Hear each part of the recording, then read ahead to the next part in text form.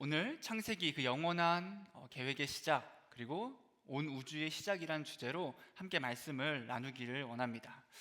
이번 주부터 창세기 말씀을 함께 좀 나누려고 하거든요. 창세기는 성경에 가장 처음 있는 말씀이죠. 가장 첫 장, 가장 처음이 바로 이 창세기입니다. 아마 말씀을 좀 이제 읽어본 청년들 그리고 읽으려고 하는 청년들이 그런 고민을 해요. 어느 성경부터 읽는 게 좋을까라고 고민할 때 그래도 모든 책은 처음부터 읽는 게 좋지 하면서 창세기를 쭉 다 읽잖아요. 그래서 창세기를 읽고 출애굽기까지도 읽고, 여기서 많이 포기하겠죠? 읽고 레위기에서 거의 우수수 떨어지거든요. 그래도 창세기 읽은 게 다행이죠. 어떤 청년들은 한 1, 2장 정도 읽습니다. 그리고 오케이, 내일 읽어야지 하고 한 1년, 2년 지나고 다시 창세기를 피고 또 1, 2장 읽고 다시 또 1년이 지나고, 그래서 창세기 1, 2장이 창조에 대한 말씀이거든요. 1, 2장만 주구장창 읽은 청년들도 있지 않을까 싶은데, 여러분, 창세기의 말씀은 우리에게 너무나도 필요한 말씀이고, 어떻게 보면 하나님께서 이 땅의 그 계획을, 그 구원을 시작하신 그런 말씀입니다. 여러분, 창세기하면 가장 먼저 떠오르는 주제는 아마 창조이지 않을까 생각해요. 창세기라는 말 자체가 창조에 관한 말씀이고 세상의 기원이란 뜻이거든요. 그럼 창세기가 총 몇 장으로 되어 있냐면, 창세기는 짧지 않은 성경인데 50장으로 구성되어 있습니다. 50장. 그리고 그 50장 중에 창조에 관한 말씀이 몇 장 정도 나와 있을까 하는 거예요. 그래서 창세기, 세상의 기원이라는 말씀 성경이니까 꽤 많이 나와 있지 않을까 싶은데, 막상 창세기에서 창조에 대한 말씀은 단 2장에 불과합니다. 1장과 2장에만 창조에 대해서 전해주고 있다라는 거죠. 그러면 창조의 말씀이 짧게 있기 때문에, 얼마 있지 않기 때문에 별로 중요하지 않은 것인가 하고 생각할 수 있지만, 여러분, 그렇지 않다라는 거예요. 이렇게 볼 수 있는 거죠. 하나님의 창조를 전해주는 데는 2장이면 충분하다라고 하나님께서 우리에게 말씀하시는 것이 아닐까 하는 겁니다. 이게 어떤 의미냐면, 창조를 장황하게 길게 쓴다고 사람들이 더 믿을까? 창조의 그 말씀이 짧다고 믿지 않을까? 여러분, 그렇지 않다는 거죠. 결국은 믿음에 관한 것이 가장 중요합니다. 믿는가, 믿지 않은가로서 판가름 나는 거지, 창조를 그냥 길게 늘어놓는다고 더 믿는 것은 아니다라는 거죠. 이 창세기의 시작인 그 창조의 말씀은 몇 장 없지만 그럼에도 우리에게 정말 중요한 말씀이 된다라는 거예요. 여러분은 이 세상이 어떻게 창조되었다라고 생각하고 믿으며 나아가고 있습니까? 여러분, 세상의 기원에 대해서 많은 사람들이 궁금해하고, 또 이 세상의 기원은 많은 사람들에게 논쟁이 되는 부분이거든요. 세상이 어떻게 시작되었는가? 특히나 오늘날 그 과학의 시대라고 할 수 있는, 과학이 많이 발전하기도 하고 또 수많은 사람들이 과학을 거의 진리처럼 여기고 있는 이런 세대 가운데, 이런 시대 가운데에서 그 세상의 시작에 대한 말씀은 우리에게 더더욱 중요한 말씀이 됩니다. 오늘날 세상에서 많은 시작에 대한 이론들이 있거든요. 그 중에서 대세가 되는 이론도 분명히 있고, 아마 우리 청년들 가운데서는 성경의 말씀을 믿기보다는 어떤 세상의 근거를 가지고 이 세상의 창조를 설명하고 믿는 청년들도 있을 거라고 생각합니다. 하지만 우리에게 무엇보다 중요한 건 무엇이냐면, 과학적으로, 이성적으로, 합리적으로 세상이 어떻게 말하고 있는가도 물론 중요할 수 있겠지만, 사실은 그것보다 우선되어야 할 것은 하나님께서 우리에게 어떻게 말씀해주고 있는가, 하나님께서는 우리에게 그 세상의 시작을, 그 세상의 기원을 어떻게 말씀해주고 있는가가 우리에게 무엇보다 중요하다라는 겁니다. 왜 그러냐면, 결국에 창조라고 하는 것은, 세상의 시작은 뭐 여러 가지 이유를 대지만 하나님을 믿느냐, 하나님을 믿지 않느냐로 나뉘기 때문이다라는 거예요. 우리가 오늘 말씀을 통해서 하나님의 그 영원한 시작인 이 창조에 대해서, 그 창세기에 대해서 함께 말씀을 나누기 원합니다. 세상의 시작, 그 첫 번째로 우리가 알아볼 것은, 세상은 누가 창조했는가? 세상은 누가 창조했는가? 우리 1절 말씀 다 외우셨죠? 띄우지 말아볼까요? 그 다음에 띄우겠습니다. 한번 띄워주시겠어요? 1절 말씀 함께 읽어보겠습니다. 태초에 하나님이 천지를 창조하시니라. 여러분, 1절은 태초라는 말로 시작합니다. 태초. 이 태초란 말의 뜻은 천지가 처음 시작된 때를 의미하고 있거든요. 여러분 1장 1절은 뭐에 대해 말해주고 있냐면 이 세상의 시작, 온 우주의 시작에 대해서 전해주고 있는 게 1절 말씀입니다. 그렇다면 이 세상의 시작은 누구로부터 시작되었다라고 말해주고 있냐면 이 세상은 그 태초에 하나님께서 천지를 창조하셨다라고 성경은 명백하게 이야기해주고 있다라는 거죠. 여러분들 1절 말씀이 이 세상의 시작에 대한 말씀은 맞지만 그렇다고 모든 것의 시작은 아닙니다. 이게 어떤 의미냐면 여러분 이런 거예요. 성경 말씀은 영적인 존재의 시작에 대해서 말해주고 있지 않거든요. 영적인 존재라는 것은 천사와 마귀를 의미합니다. 더 정확히 이야기하면 사실 하나님께서 마귀를 창조한 것은 아니거든요. 천사를 창조하셨고 그 천사 중에 타락한 존재가 마귀랑 귀신이 되는 건데 하나님께서 그 영적인 존재인 천사를 창조하셨는데 천사도 피조물인데 그 천사가 어떻게 창조되었는가는 성경에서 말해주고 있지 않다라는 거죠.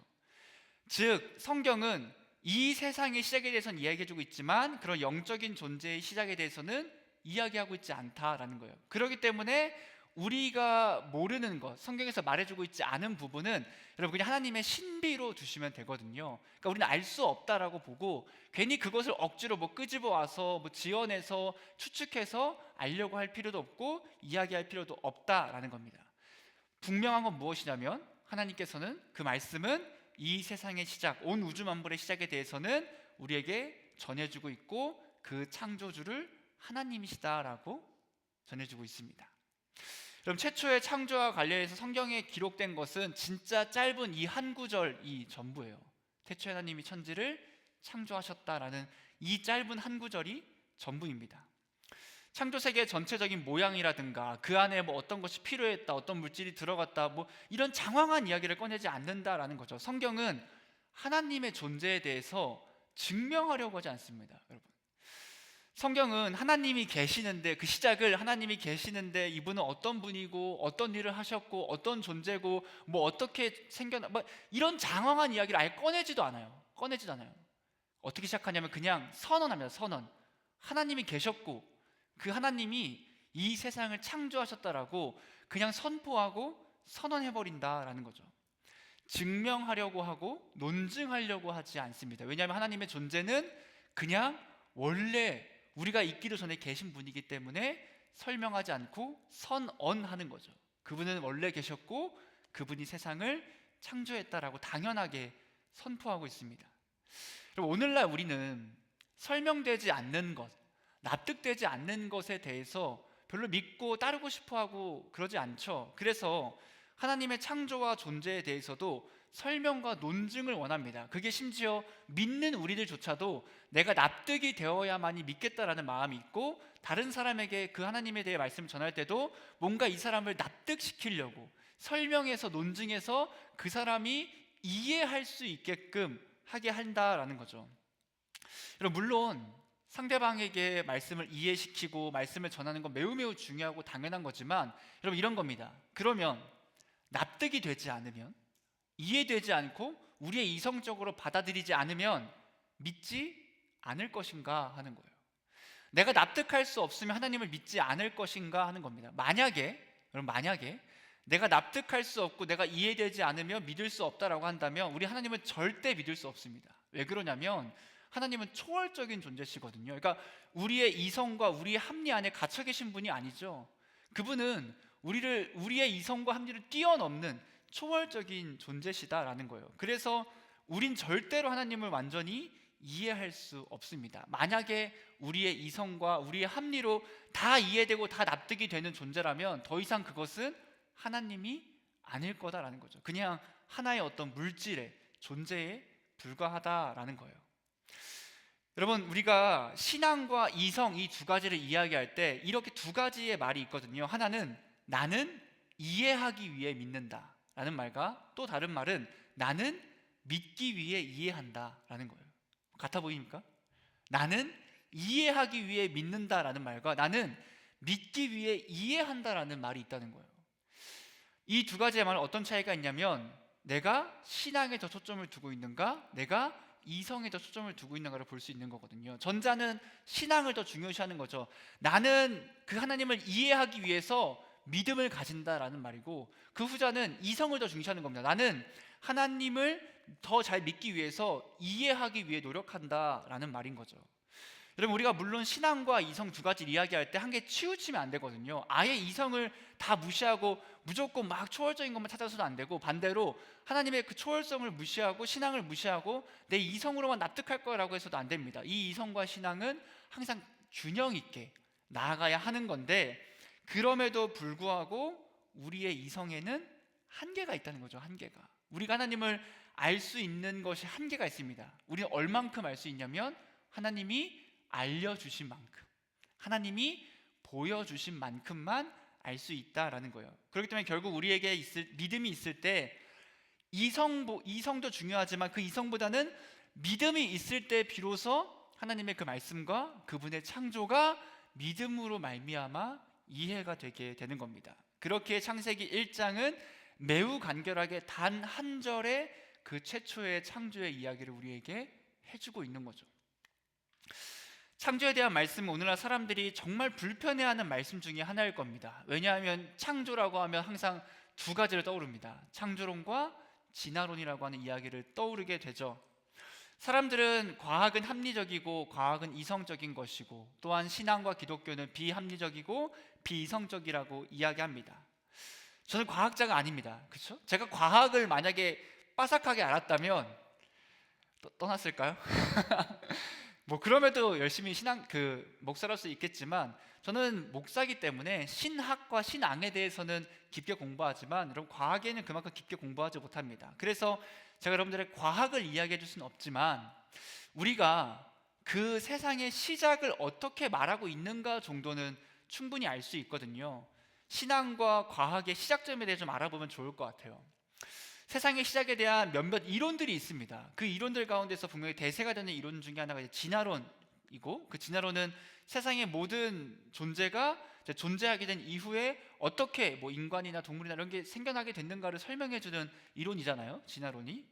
근데 여러분, 이런 겁니다. 창조든 진화든 그 한번 시작을 보자, 그 기원을 보자라고 하는 거죠. 진화론의 시작은 무엇일까? 잘 알고 있다시피 보통 빅뱅 이론을 이야기 많이 하죠. 빅뱅이라는 것은 우주의 모든 물질과 에너지가 매우 작은 한 점에서 시작되었는데, 어느 날 그게 정말 엄청난 그러니까 배행해서 폭발을 일으켜가지고 팽창했다 해서 우주가 팽창하고 있다, 팽창하면서 수소 이런 여러 가지 뭐가 있으면서 막 만들어졌다라고 하는 게 빅뱅 이론인데, 과학은 모든 물질이 그 빅뱅이라는 것을 통해서 이제 시간이 오랜 지난 138억 년 정도 보고 있거든요. 오랜 시간 지나서 행성이든 생물이든 만들어졌다고 이야기를 합니다. 그러면 이거에 대해서 우리는 이렇게 질문해 볼 수 있는 거죠. 그러면 이 빅뱅이 시작되는 그 응집된 에너지는 어디서부터 어떻게 시작된 것입니까? 라고 물어볼 수 있는 겁니다. 그것은 어떻게 존재하게 된 겁니까? 그 공간과 그 시간은 어떻게 생겨났습니까? 라고 질문할 수 있는 거죠. 그러니까 그 모든 물질의 기원은, 모든 물질의 시작은 무엇입니까? 라고 물어볼 때에 이에 대한 대답은 결국은 무엇이냐면 우연이에요, 우연. 그리고 알 수 없다로 끝날 수밖에 없습니다. 왜냐하면 모든 것의 시작은 찾아볼 수가 없으니까 그렇게 되는 거죠. 여러분, 이 세상에는 만드는 존재 없이 생겨나는 건 없죠. 단순히 우리가 가지고 있는 정말 작은 물체 하나도, 연필 하나, 여러분들 앞에 있는 물병에 있는 뚜껑 하나, 이 모든 것도 저절로 생기지 않습니다. 모든 풍파와 바람 가운데서 돌이 깎여가지고 연필이 되진 않죠. 누군가 만들어야만이 존재할 수 있다라는 거예요.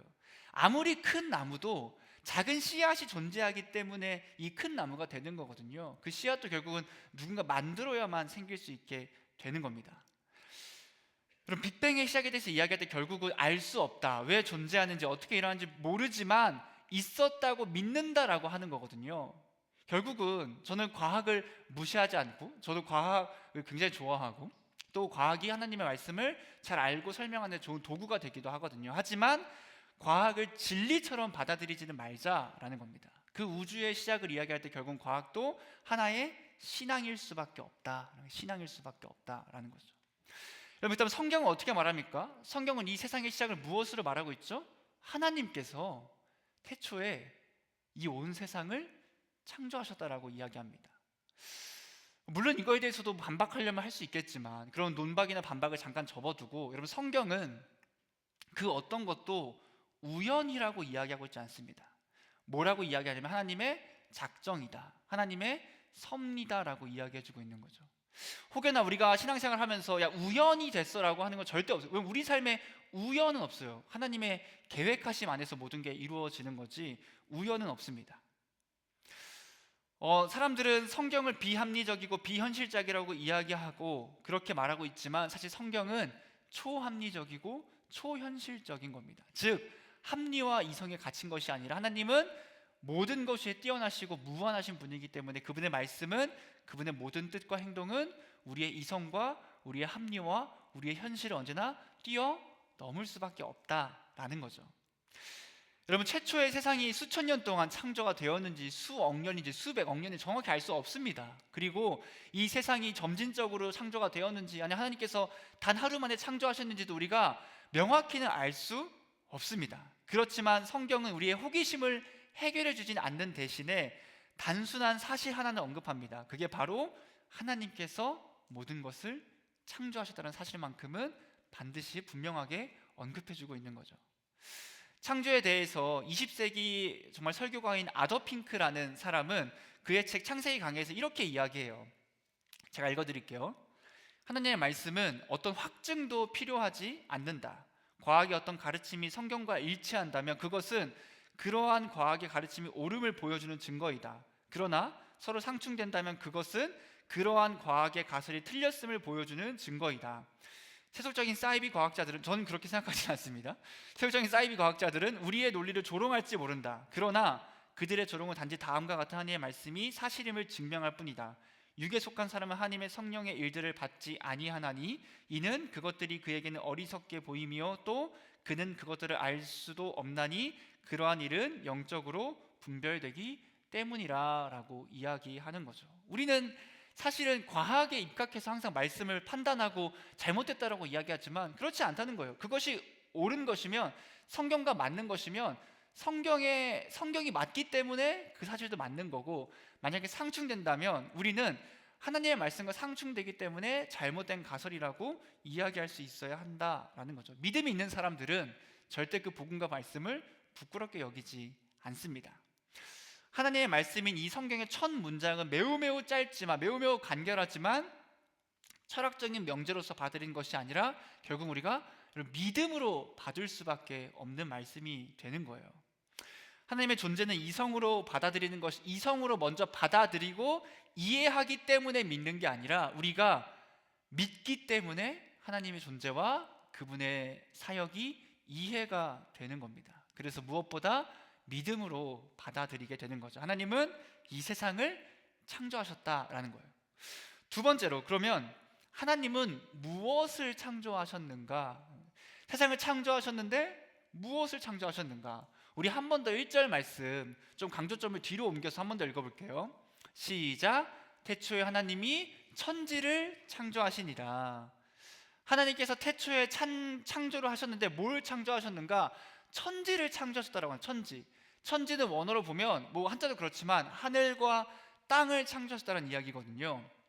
자, 그러면 그렇게 하지 않겠지만, 천지를 창조하셨구나, 그러면 진짜 하늘과 땅만 창조하고 다른 것들은 다 저절로 생겼다라고 생각하지 않겠죠. 여러분, 여기서 천지는 어떤 거냐면 모든 우주 만물을 다 의미하는 거예요. 세상의 모든 우주 만물을 하나님께서 창조하셨다라는 거예요. 그런데 거기다가 우리가 창조의 개념을 좀 축소할 때가 있거든요. 축소해서 바라볼 때. 그게 어떤 거냐면, 맞아, 하나님이 모든 우주 만물을 창조하셨지라고 해서 물질적인 것만 창조했다 보는 거예요. 즉 우리 눈에 보이는 거, 뭐 나무, 해와 달과 별, 물고기, 동물, 사람 등의 물질만 창조했다라고 보지만 물질이 아닌 것도 창조하신 거거든요. 시간도 창조하셨고 공간도 창조하셨고, 그리고 법과 질서 등 그 모든 것이 다 하나님이 창조했기 때문에 존재한다라는 겁니다. 하나님이 창조하시지 않으면 그 무엇도 존재할 수 없다라는 거예요. 하나님께서는 이 세상을 굉장히 정밀하고 정확하게 창조하셨거든요. 자연을 좀 자세히 보면 우리가 하나님의 진짜 아름다운 창조를 볼 수 있을 때가 있습니다. 어떠한 예술 작품보다도 더 정밀하고 정확한 하나님의 그 창조의 섭리를 볼 수 있습니다. 여러분, 눈 좋아하십니까? 눈? 이제 지금 날씨가 오늘 좀 춥잖아요. 이제 아마도 곧 있으면 눈이 좀 오지 않을까. 저도 눈을 굉장히 좋아했었거든요. 근데 어느 것을 계기로 눈이 싫어지기 시작했냐면 그 군대에 간 이후로부터 눈이 굉장히 싫어져. 여기 또 군인들 몇 명 있거든요. 직업으로 있는. 그리고 군대에 가면 막 그런 말 하잖아요. 하늘에서 내리는 뭐다? 좀 그렇지만 쓰레기다라고 표현을 할 때가 있거든요. 왜 그 눈이 아름다운데 쓰레기라고 하는가? 여러분, 우리가 사회생활 할 때는 다 눈을 누가 치워줘요. 우리 교회도 여러분, 눈이 와도 여러분들은 그 눈길을 거의 못 걷죠. 다 우리 집사님들이 치워주시거든요. 근데 군대는 누구도 치워주질 않아요. 누가 치우죠? 내가. 다 우리가 치워야 하는 거거든요. 그러면 눈이 정말 많이 오면 아침에 이제 딱 뭐 일어나서 다 까먹었네요. 연병장에 집합해서 그걸 뭐라 그러죠? 아침에 하는 거? 저 점호를 합니다. 역시 다르네요. 군인 다르네요. 점호를 하는 거죠. 점호를 하고 나면 자, 오늘 아침은 이제 눈을 쓸어야 한다고 다 쓸어요. 눈 정말 열심히 깨끗하게. 또 일을 잘해요. 군인들은 다 씁니다. 그 눈이 많이 오면 점심을 먹고 나면 어때요? 다시 어머, 아름다운 눈이 또 쌓였네? 라고 해서 또 쓸고 이제 한 막 3번까지 쓸고 그렇게 하는 거죠. 그걸 계속 매년 겪다 보면 눈이 싫어지긴 하지만 하나님의 아름다운 창조물을 이제 폄하할 생각은 없고, 여러분, 그 눈이 우리가 실제로 보면 어떻죠? 뭐 좀 하얀 가루처럼 뭐 표현을, 하얀 가루가 그냥 뭉쳐 있잖아요. 근데 그 눈을 정말로 현미경 같은 걸로 자세히 보면 어떻죠? 그냥 막 무질서한 게 아니라 아름다운 육각형의 눈의 결정이 보이게 됩니다. 눈의 결정은 모두 다 육각형을 이루고 있다 그래요. 빠짐없이 항상 그 육각형을, 그러니까 좀 모양은 다르지만 그 육각형의 형태를 언제나 유지하고 있다라고 합니다. 여러분, 우연히 모든 것이 그렇게 됐을까? 하나님께서 정말 정확하고 정밀하게 이 자연 만물들을 창조하셨고 그 자연을 볼 때에 그 아름다움, 그 균형 있음을 볼 수 있다라는 거죠. 또 하나님은 굉장한 질서를 부여해 세상을 창조하시거든요. 그 질서의 아름다움을 볼 수 있는 게 우주라고 합니다. 우주. 저는 우주에 대해 잘 모르지만 그런 우주에 대한 학자들이 항상 이야기하는 것 중에 하나가 그 우주에 굉장히 질서 있음을 이야기할 때가 많이 있습니다. 우주는 굉장히 질서정연하다고 해요. 별들의 운행 궤도와 행성과 위성들이 완벽하게 주기를 가지고 있고 그 행성들 간의 거리나 힘이나 크기 등이 정말 균형 있게 질서 있게 잘 아름답게 맞물려서 이 우주가 붕괴되지 않고 잘 운행된다라는 거죠. 여러분, 질서가 없으면 그 우주도 존재할 수 없다는 거예요.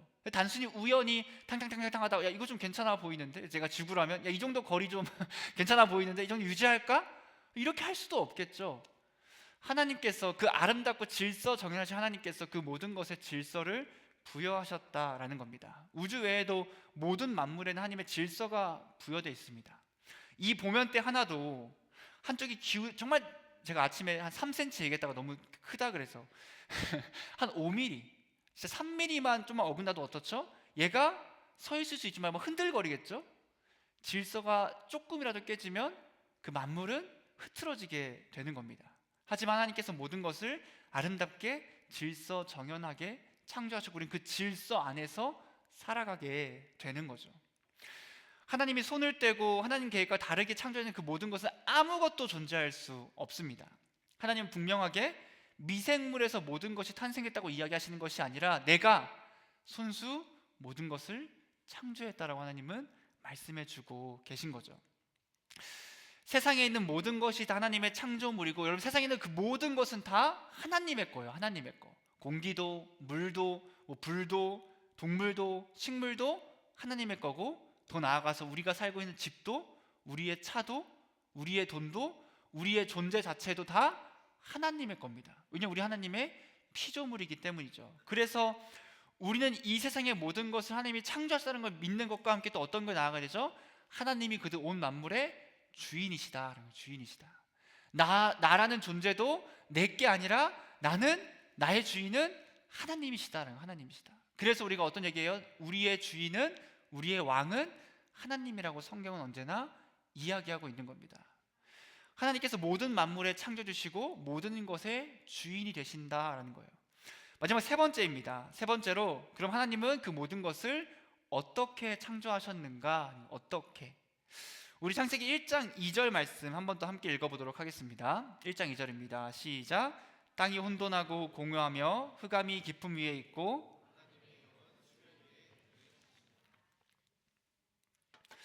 성경은 하나님의 그 창조하심에 대해서 전해주면서 창조를 완전히 만들기 전에 세상에 대해서 전해주고 있습니다. 바로 하나님은 이 세상이 창조하기 전에는 아무것도 존재하지 않았다는 거예요. 세상은 혼돈하고 공허하며 흑암밖에 없었다라고 이야기합니다. 즉 아무것도 없는 무의 상태였다. 무의 상태. 그럼 하나님은 무로부터 창조하십니다. 그러니까 즉 아무것도 없는 상태에서 창조하셨다라는 거예요. 하나님께서 만드시기 이전에는 먼지 한 톨도 존재할 수 없는 거예요. 아무것도 존재하지 않았고 아무것도 존재할 수 없어요. 하나님께서 만드셨기 때문에 존재하는 거거든요. 하나님은 자신의 계획에 따라서 아무것도 없는 무로부터 창조하십니다. 어떤 물질이 있었기 때문에 그걸 가지고 와서 창조한 게 아니라 무로부터, 우리는 절대 할 수 없는 아무것도 없는 상태에서 창조하셨다라는 거예요. 하나님께서 창조하기 이전의 상태는 어떻게 말하고 있냐면 혼돈과 공허와 흑암 가운데 있었다라고 이야기합니다. 하나님의 질서가 부여되지 않은 상태거든요. 여러분, 이렇게 혼돈하고 공허하고 흑암 가운데 있는 그 상태가 무엇과 비슷해 보이십니까? 무엇과 비슷하냐면 예수님을 만나기 전에 우리의 상태와 굉장히 동일하거든요. 혼돈하고 공허하고 흑암 가운데 있는 거죠. 하나님께서 함께 하시지 않고 질서를 부여하지 않으면 혼돈이 있습니다. 공허한 거예요. 그리고 흑암 가운데, 어둠 가운데서 사망의 길을 가로갈 수밖에 없는 겁니다. 여러분, 하지만 빛이신 예수 그리스도와 함께하고 그분이 우리와 동행하고 우리가 그분을 믿게 되면 우리의 삶은 완전히 달라지죠. 하나님의 빛이 있으라는 말씀처럼 빛이신 예수님께서 함께 하시면 더 이상 우리에게 어둠은 없게 됩니다. 우린 사망이 아니라 영원한 생명의 길로 걸어가게 되는 거죠. 그리고 무한하시고 완전히 충만하신 예수님께서 함께 하시면 어떻죠? 공허하지 않죠. 공허함이 없이 충만함으로 나아가게 되는 겁니다. 말씀이시자 온전한 진리이신 예수님이 함께하면 어떻죠? 혼돈이 없는 겁니다. 어디로 가야 하지? 무엇을 해야 하지? 어지럽고 불편하고 아무것도 모르는 상태가 아니라 정확하고 명확한 길이시고 진리이신 예수님이 함께 하시기 때문에 더 이상 혼돈이 아니라 온전한 질서 안에서 살아가게 되는 거죠. 여러분, 그저 빛이시고 무한하시고 진리 되신 예수 그리스도를 믿고 따를 때 우리가 혼돈과 공허와 흑암 가운데서 벗어나고 오히려 하나님의 온전한 질서 안에서 생명과 소망 가운데 살아갈 수 있게 되는 겁니다. 하나님의 주권을 인정하고 그분의 창조주 되심을 인정하면서 또한 우리는 우리의 상태를 또 볼 수 있어야 돼요. 물론 우리는 대부분이 믿는 자이기 때문에 혼돈과 공허와 흑암이 아니라 충만함을 가지고 살아가지만 이 가운데 분명히 믿지 않는 청년들도 있단 말이죠. 그때 우리의 삶은 하나님의 질서가 부여되지 않기 때문에 혼돈과 공허와 흑암 가운데 있을 수밖에 없습니다. 빛이신 예수 그리스도를 믿어야만이 우리에게 우리 삶 가운데 어려움이 아예 없다고 이야기하잖아요. 어려움은 있지만 그 가운데에서 혼돈이 아닌 질서가, 공허가 아닌 충만함과 평화가, 그리고 어둠이 아닌 생명과 빛이 가득하게 된다라는 겁니다. 여러분, 우리 하나님의 그 온전한 질서 안에서 하나님의 창조주 되심을, 그분이 우리의 유일한 그리고 영원한 구원자이고 소망이심을 믿어야 합니다. 여러분, 우리 하나님의 창조에 대해서 이제 말씀을 쭉 나눴어요. 이게 진짜 하나님이 세상을 창조하셨다라는 정말 짧은 말씀에 들어있는 그 의미라고 볼 수 있습니다. 창조는 하나님이 어떤 분이신지 장황하게 이야기하고 있지 않지만 이 짧은 창조의 말씀에 또한 하나님이 어떠한 분이신지 정말 그대로 담고 있거든요. 하나님이 어떤 분이시냐면 이런 분입니다. 하나님은 영원 전부터, 창세 전부터 계셨던 영원한 분이시고 누군가에게 의지하시거나 의존하시거나 만들어진 존재가 아니라 스스로 계신 자존하신 분이시고 세상을 창조하신 능력이 있으신 전능하신 분이시고 모든 것을 계획하신 전지하신 분이시고 그분은 무한하시고 그분은 변함이 없으시고 세상을 창조하신 창조주이심을 이 짧은 두 절이지만 이 모든 말씀 안에 그분이 어떤 존재이신지 충분히 우리에게 전해주고 있다는 겁니다. 하나님은 이런 분이세요. 무한하시고 전능하시고 전지하시고 어렵나요? 무한하시고 영원하시고 모든 능력이 있으시고 모든 것을 아시고 변함이 없으시고 세상을 창조하고 우리를 구원하시는 창조주시고 구원주라는 것을 이 짧은 두 말씀이지만 우리에게 명확하게 전해주고 있습니다. 여러분, 그렇다면 우리 하나님의 그 창조하심을 보며 무엇을 생각해야 할까? 어떤 마음으로 나아가야 할까? 그냥 그렇구나, 오케이, 창조하셨구나, 오케이, 믿겠습니다, 이렇게 끝나는 건가? 여러분, 거기서 끝나버리면 안 됩니다. 이해하고 끝나버리면 안 되고 하나님이 온 우주 만물을 창조하신 창조주임을 믿고 그분을 인정한다면 그 이후에 우리의 반응은 뭐죠? 그분을 찬양하는 거예요. 그분을 경배하는 거예요. 그분께 송축함과 경외함으로 나아가야 하는 겁니다. 사랑하는 청년 여러분, 온 세상을 창조한 것은, 온 세상이 만들어진 것은 우연히 생겨난 건 절대 아닙니다. 하나님께서 모든 것 하나하나에 정확하고 질서정연하게 아름답게 창조하셨기 때문에 이 세상과 우리가 살아갈 수 있는 겁니다. 우리는 그 창조하신 믿으며 그분을 경배하길 바랍니다. 그분을 높이고 찬양하고 영원토록 그 하나님과 동행하는 우리 모두가 되기를 주님의 이름으로 축복합니다. 이 시간 교회를 찬양하기를 원합니다.